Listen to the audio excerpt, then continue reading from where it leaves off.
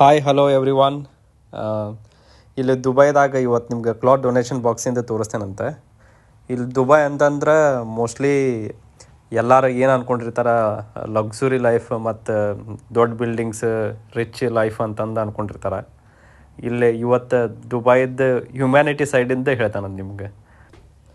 ಇವು donation boxes ಏನಿರ್ತಾವಲ್ಲ, ಅವನ್ನ Dubai municipality approved charity organisations ಇರ್ತಾವೆ, ಅದರ್ಲಿಂದ ಮತ್ತು ರೆಡ್ ಕ್ರೆಸೆಂಟ್ ಅಂತ ಐತಿ ಅವು, ಮತ್ತು ಲೋಕಲ್ NGO ಗ್ರೂಪ್ಸ್ ಏನಿರ್ತಾವಲ್ಲ ಅವ್ರ ಕಡೆಯಿಂದ ಈ ಬಾಕ್ಸಸ್ನ ಎಲ್ಲ ಕಡೆನೂ ಇಟ್ಟಿರ್ತಾರೆ.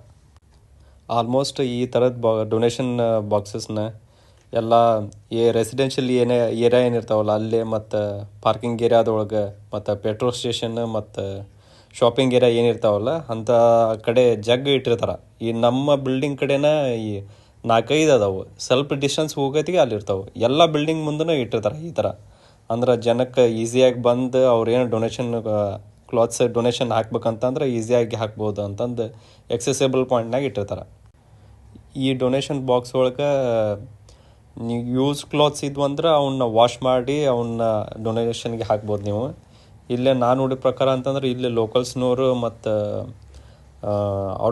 ಔಟ್ ಆಫ್ ಕಂಟ್ರಿಯಿಂದ ಬಂದವರು, ಯುರೋಪ್ನವರು ಅವರೆಲ್ಲ ಜಾಸ್ತಿ ಏನು ಮಾಡ್ತಾರೆ ಅಂತಂದ್ರೆ ಹೊಸ ಕ್ಲಾತ್ಸ್ನ ತೊಗೊಂಡು ಅವನ್ನ ಡೊನೇಟ್ ಮಾಡ್ತಾರೆ. ಮತ್ತು ಇವರು ಹಬ್ಬ ಏನಿರ್ತಾವಲ್ಲ, ಕ್ರಿಸ್ಮಸ್, ರಂಜಾನ್, ಆ ಟೈಮ್ನಾಗ ಅಂಕರ ಜಾಸ್ತಿ ಅವ್ನ ಕ್ಲಾತ್ಸ್ ಎಲ್ಲ ಹೊಸ ಪರ್ಚೇಸ್ ಮಾಡಿ ಆ ಡೊನೇಷನ್ ಬಾಕ್ಸಿಗೆ ಹಾಕಿ ಹೋಗ್ತಾರೆ. ಈ ಡೊನೇಷನ್ ಬಾಕ್ಸ್ನ್ಯಾಗ ಜಾಸ್ತಿ ಅರೇಬಿ ಹಾಕ್ತಾರೆ, ಮತ್ತು ಶೂಸ್ ಹಾಕ್ತಾರೆ, ಮತ್ತು ಬ್ಯಾಗ್ಸ್, ಬ್ಲಾಂಕೆಟ್ಸ್, ಈ ಥರ ಅವನ್ನೆಲ್ಲ ತೊಗೊಂಡು ಇದ್ರೊಳಗೆ ಹಾಕಿ ಹೋಗ್ತಾರೆ.